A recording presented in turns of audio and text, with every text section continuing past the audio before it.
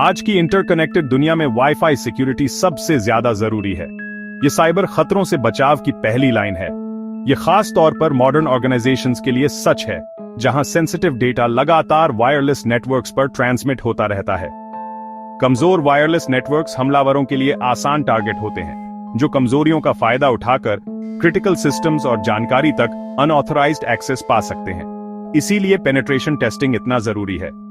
ये malicious actors के उनका फायदा उठाने से पहले इन कमजोरियों को पहचानने में मदद करता है। हालांकि कोई भी टेस्टिंग करने से पहले हमेशा लिखित परमिशन लेना सबसे जरूरी है। यह आपके लीगल स्कोप को डिफाइन करता है और यह पक्का करता है कि आप एथिकल और लीगल बाउंड्रीज के अंदर काम कर रहे हैं। यह आपकी और जिस ऑर्गेनाइजेशन का आप टेस्ट कर रहे हैं उन दोनों की रक्षा करता है। किसी भी पेनिट्रेशन टेस्ट में सबसे पहला कदम रिकॉनेसेंस होता है, जहां आप टारगेट नेटवर्क के बारे में ध्यान से जानकारी इकट्ठा करते हैं। यह आपका इंटेलिजेंस गैदरिंग फेज है। आपको SSID, जो कि नेटवर्क का नाम है, और BSSID, जो कि एक्सेस पॉइंट का MAC एड्रेस है, पहचानना होगा। यह पक्का करने के लिए जरूरी है कि आप सही नेटवर्क को टारगेट और टेस्ट कर रहे हैं और गलती से दूसरों के काम में दखल नहीं दे रहे हैं। इस जानकारी को प्रभावी ढंग से इकट्ठा करने के लिए आपको एक वायरलेस कार्ड का इस्तेमाल करना होगा, जो मॉनिटर मोड में काम कर सके। आपको AeroDumpNG जैसे टूल्स की भी जरूरत होगी, जो एक पावरफुल पैकेट स्निफर है। ये टूल्स आपको आसपास के सभी वायरलेस नेटवर्क्स को स्कैन करने और उनके बारे में जरूरी डिटेल्स इकट्ठा करने की सुविधा देते हैं। SSID पर ध्यान दें, BSID पर नेटवर्क जिस चैनल पर काम कर रहा है और इस्तेमाल किए जा रहे इंक्रिप्शन टाइप पर, जैसे कि WPA2 या WPA3। एक बार जब आप अपने टारगेट की पहचान कर लेते हैं, तो अपने पैकेट कैप्चर एफर्ट्स को केंद्रित करने और दक्षता में सुधार करने के लिए उसके स्पेसिफिक चैनल पर लॉक करें। अपने पैकेट कैप्चर एफर्ट्स को फोकस करने और एफिशिएंसी बेहतर करने के लिए। साथ ही कनेक्टेड क्लाइंट्स को पहचानने की कोशिश करें। नेटवर्क पर एक्टिव डिवाइसेस का मतलब है कि ज्यादा डेटा ट्रांसमिट हो रहा है, जो आपके एनालिसिस के लिए वैल्यूएबल हो सकता है।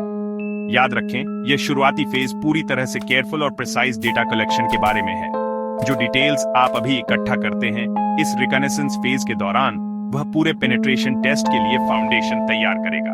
इस प्रोसेस के दौरान किसी भी अनऑथराइज्ड नेटवर्क्स के साथ इंटरैक्ट करने से बचना जरूरी है। यहाँ पेशेंस और एक्यूरेसी सबसे जरूरी है। वे टेस्टिंग प्रोसेस में बाद में होने वाली कॉस्टली मिस्टेक्स और वेस्टेड टाइम को रोकेंगे। यह सुनिश्चित करें कि आप जो कुछ भी पाते हैं उसे ध्यान से डॉक्यूमेंट करें, क्योंकि यह डॉक्यूमेंटेशन एक कॉम्प्रिहेंसिव और एक्यूरेट रिपोर्ट बनाने के लिए जरूरी होगा। याद रखें, रिकनेसेंस एक सक्सेसफुल और इफेक्टिव वाईफाई पेनिट्रेशन टेस्ट की फाउंडेशन है। अगर आप इस शुरुआती फेज को सही करते हैं, तो बाकी प्रोसेस बहुत आसानी से चलेगा, जिससे ज्यादा सक्सेसफुल और इंसाइटफुल असेसमेंट होगा। नेक्स्ट, हम WPA/WPA2 4-वे हैंडशेक को कैप्चर करने के जरूरी स्टेप पर चलते हैं। यह हैंडशेक असल में जानकारी का एक्सचेंज है, जो तब होता है जब कोई डिवाइस वाईफाई नेटवर्क से कनेक्ट होता है, और यही वो है जिसकी हमें पासवर्ड क्रैक करने के लिए जरूरत है। यह हैंडशेक ही कुंजी है वाईफाई पासवर्ड को क्रैक करने के लिए जरूरी चीज। इसके बिना एक्सेस पाने के हमारे सारे प्रयास बेकार होंगे। शुरू करने के लिए हम AeroDumpNG का इस्तेमाल करेंगे। यह पावरफुल टूल हमें एक खास टारगेट चैनल पर वायरलेस ट्रैफिक को मॉनिटर करने देता है, जिससे हमें नेटवर्क की एक्टिविटी का पता चलता है। हमें किसी डिवाइस के नेटवर्क से कनेक्ट होने का धैर्यपूर्वक इंतजार करना होगा। यह कनेक्शन प्रोसेस ही 4-वे हैंडशेक बनाता है, जिसकी हमें तलाश है।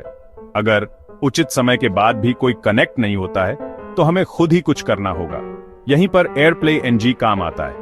हम इसका इस्तेमाल डीऑथेंटिकेशन पैकेट भेजने के लिए करेंगे, जिससे एक कनेक्टेड डिवाइस नेटवर्क से डिस्कनेक्ट हो जाएगा।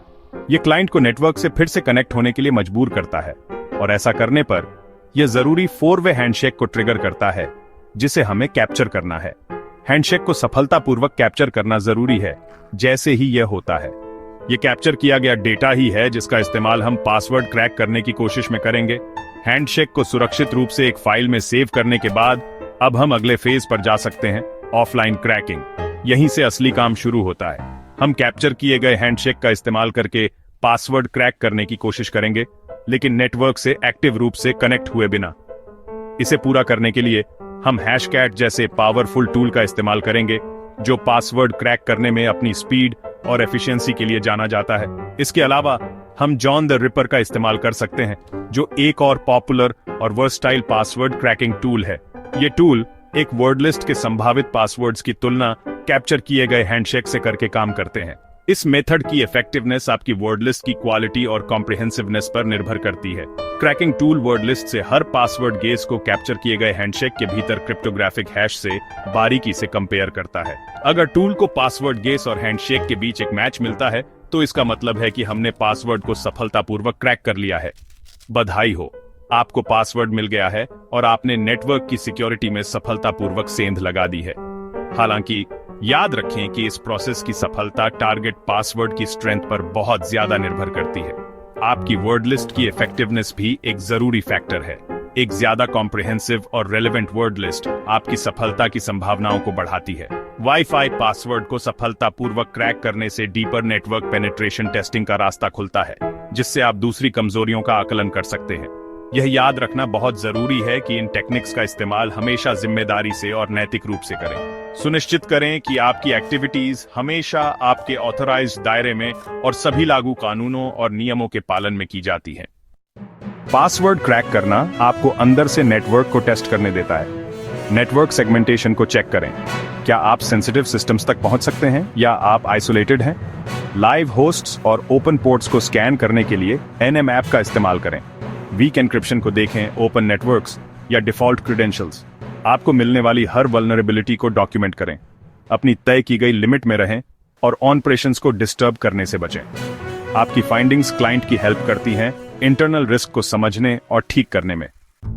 जब कोई भी सिक्योरिटी असेसमेंट हम करते हैं तो एथिक्स और लीगैलिटी बहुत जरूरी होते हैं। ये प्रिंसिपल्स जिम्मेदार सिक्योरिटी प्रैक्टिसेस की नींव है। कोई भी टेस्टिंग एक्टिविटी शुरू करने से पहले आपके पास हमेशा साफ लिखित परमिशन होनी चाहिए। इससे ट्रांसपेरेंसी बनी रहती है और इसमें शामिल सभी लोगों को प्रोटेक्शन मिलती है। नॉर्मल ऑपरेशंस में कम से कम रुकावट डालें। इंट्रूसिव टेक्निक्स का इस्तेमाल तभी करें जब बहुत जरूरी हो और इसमें होने वाले फायदों और नुकसानों को ध्यान से तौल लें।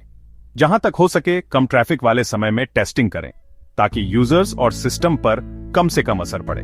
अपने सभी कामों का डिटेल्ड लॉग रखें। असेसमेंट प्रोसेस के दौरान उठाए गए हर कदम को डॉक्यूमेंट करें।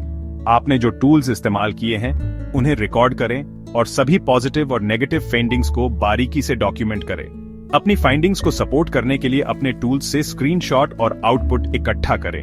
यह एविडेंस आपकी फाइनल रिपोर्ट को सपोर्ट करने और आपके निष्कर्षों को वैलिडेट करने के लिए बहुत जरूरी है। फाइनल रिपोर्ट में सभी आइडेंटिफाई की गई कमजोरियों को साफ साफ बताया जाना चाहिए। उनसे जुड़े रिस्क और साफ कार्रवाई योग्य सुधार के स्टेप्स बताएं। रिपोर्ट को टेक्निकल और नॉन टेक्निकल दोनों तरह के दर्शकों के लिए लिखें ताकि सभी को फाइंडिंग्स समझ में आए। साफ साफ दिखाएं कि आप तय किए गए दायरे में ही रहे और पूरे काम के दौरान आप पेशेवर और नैतिक रूप से काम करते रहे। एक मजबूत, अच्छी तरह से डॉक्यूमेंट की गई रिपोर्ट क्लाइंट्स को सही कदम उठाने और अपनी ओवरऑल सिक्योरिटी को बेहतर बनाने में मदद करती है, जिसमें उनकी वाईफाई सिक्योरिटी भी शामिल है।